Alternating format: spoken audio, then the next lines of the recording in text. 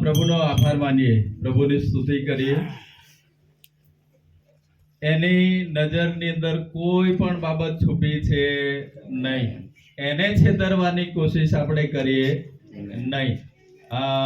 પરમેશ્વરે જે જીવન આપ્યું છે એના પર ફરી એ પ્રભુ ઈસુ ખ્રિસ્તનો હક છે.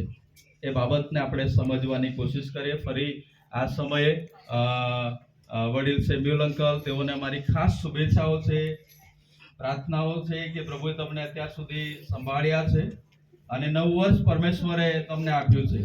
ત્યારે વધુ એ પ્રભુના મહિમાનું કારણ તમે બનો અને જે જીવન આપ્યું છે એ જીવન દ્વારા કેવળ અને કેવળ પ્રભુની મહિમા થાય અને એ બાબતોને આપણે સમજવાની કોશિશ કરીએ. ફરી બધાએ તમે મને સાંભળ્યો તેના માટે બધાનો આભાર.